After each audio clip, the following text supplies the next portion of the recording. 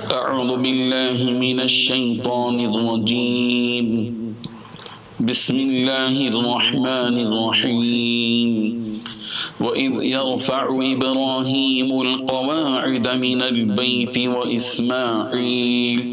ربنا تقبل منا إنك أنت السميع العليم ربنا واجعلنا مسلمين لك ومن ذريتنا أمة مسلمة لك وأرنا مناسكنا وتب علينا إنك أنت التواب الرحيم صدق اللہ العظیم۔ حاضرین و ناظرین، یہ سورہ بقرہ کی آیت نمبر 127 اور 128 ہے، 127 اور 128۔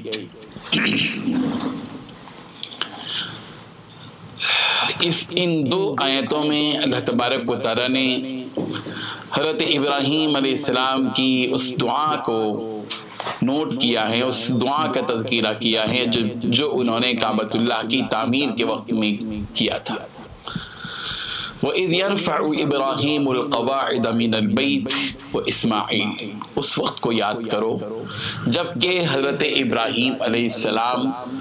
کعبۃ اللہ کی تعمیر کر رہے تھے، کعبۃ اللہ کی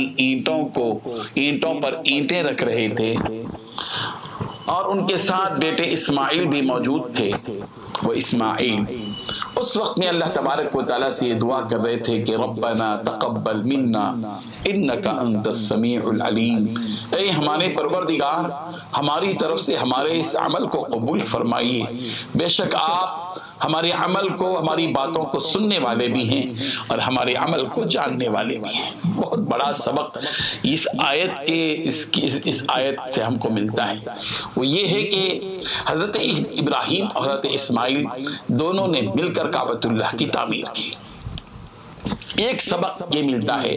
کہ ہر نیک عمل کے کرتے ہوئے باپ کو چاہیے کہ اپنے بیٹے کو بھی اس نیک کام میں شریک کر لے۔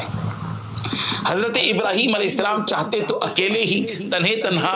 کعبۃ اللہ کی تعمیر کر دیتے، لیکن بیٹے اسماعیل کو بھی ساتھ لیا، وہ بھی ان کی مدد کر رہے تھے۔ حضرت ابراہیم علیہ السلام اور حضرت اسماعیل باپ بیٹے دونوں مل کر کعبۃ اللہ کی تعمیر کر رہے تھے۔ اسی لیے یہ سبق ملتا ہے کہ باپ کو چاہیے کہ اپنے نیک کاموں میں بیٹے کو ابتدا ہی سے شریک رکھے تاکہ نیکی کا یہ سلسلہ اس کے مرنے کے بعد بھی جاری رہے۔ دوسرا سبق یہ ملتا ہے کہ حضرت ابراہیم اور اسماعیل نے جب کعبۃ اللہ کی تعمیر کی، ایک نیک عمل کا جو ہے اختتام کیا،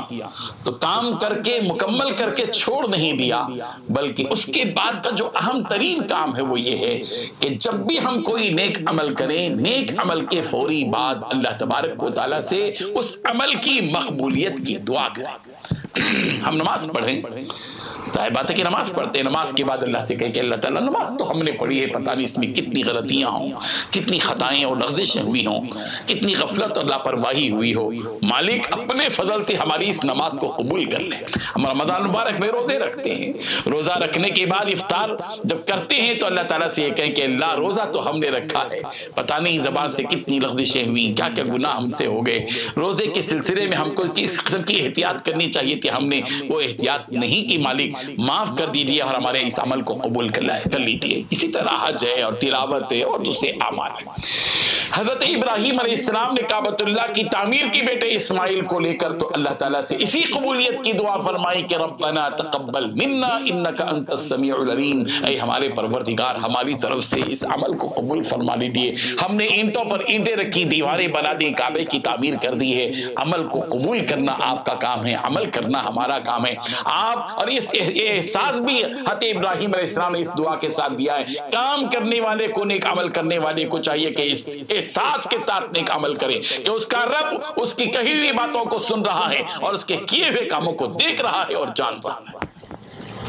اس کے بعد ابراہیم علیہ السلام نے اپنے رب سے ایک پیاری دعا فرمائی، ربنا وجعلنا مسلمین لک، اے ہمارے پروردگار ہم دونوں کو، مجھے اور میرے بیٹے اسماعیل کو آپ کا فرما بردار بنا دیجیے۔ یہ بھی بہت نکتے کی بات کہ حضرت ابراہیم علیہ السلام نے صرف اپنے لیے یہ دعا نہیں کی کہ اللہ تعالیٰ مجھے فرما بردار بنا دے، اپنے لیے جب دعا کی تو اپنے بیٹے کو اس دعا میں شامل کر لیا۔ آج ہر باپ کو چاہیے، ہر ماں کو چاہیے کہ جب بھی وہ دعا کے لیے اپنے پروردگار سے ہاتھ اٹھائے تو جہاں اپنے لیے بھلائی مانگے، اپنے لیے جو چیز مانگے وہ اپنی اولاد کے لیے بھی مانگے۔ اور جس طرح باپ اپنے لیے دعا کرے گا کہ اللہ مجھے فرما بردار بنا دے، اس کے دل میں اس بات کی فکر چھائی ہوئی رہنی چاہیے کہ اللہ میں میری اولاد کے حق میں بھی یہ دعا کروں کہ اللہ جس طرح آپ مجھے فرما بردار بنائے میری اولاد کو بھی فرما بردار بنا دیجیے۔ حضرت ابراہیم نے ایک پیغام دیا ہے اپنی اس دعا کے ذریعے سے، وَمِن ذُرِّيَّتِنَا، اتنا ہی نہیں، صرف اولاد نہیں، ہماری نظریں محدود نہیں، صرف بیٹا نہیں، بیٹے کے بعد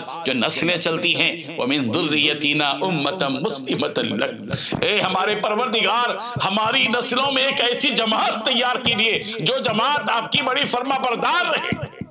یہ ایک بہت اہم بات ہے۔ حضرت ابراہیم کی فکروں کو دیکھیے، کیا عجیب فکر تھی حضرت ابراہیم علیہ السلام کی کہ حضرت ابراہیم نے اپنی نسلوں کے بعد ایک ایسی جماعت کی دعا اللہ تعالیٰ سے کی جو پوری جماعت اللہ تبارک و تعالیٰ کی فرما بردار رہے۔ آج بھی ہم کو چاہیے کہ ہم اپنی نسلوں کی فکر کریں، ہماری نسلوں کے حق میں اللہ تعالیٰ سے دعا کریں کہ اللہ تعالیٰ ہمارے نسلوں میں دین باقی رہے، ہماری نسلوں میں وہ کام باقی رہے جس کام کو، جس مشن کو، جس تحریک کو لے کر ہم اس دنیا میں زندہ رہیں۔ یہ ہے وہ پیغام جو حضرت ابراہیم علیہ السلام نے دیا۔ پھر اس کے بعد حضرت ابراہیم علیہ السلام نے اللہ تعالیٰ سے دعا فرمائی، وہ ارینا مناسکنا،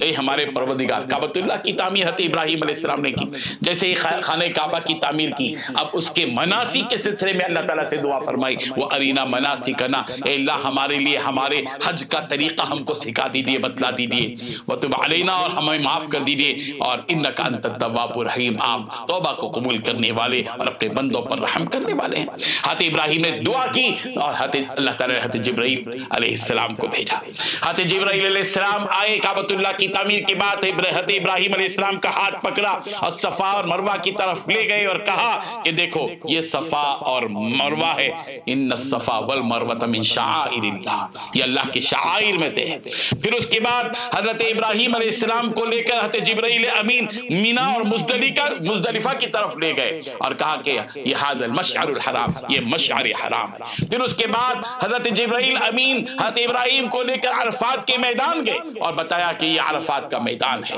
پورے مناسک بتائے، مقامات اور حج کا طریقہ حضرت ابراہیم علیہ السلام کو بتایا۔ پھر پوچھا، 3 مرتبہ پوچھا حضرت جبرائیل نے حضرت ابراہیم سے کہ کیا تم سمجھ گئے جو میں نے تم کو بتایا، سارے چیزوں کی معرفت تم کو ہوگی؟ کہا کہ ہاں، یہ ہے وہ مناسک۔ تو بہرحال اس آیت سے بہت بڑا سبق ہم سب کو ملتا ہے۔ اللہ تعالی ہم سب کو عمل کی توفیق عطا فرمائے، ہمارے نسلوں میں دین کو اللہ تعالی باقی رکھے اور ہماری اولاد کو اللہ تعالی نیک بنا دے۔ وآخر دعوانا ان الحمدللہ رب العالمین۔ لا الہ الا اللہ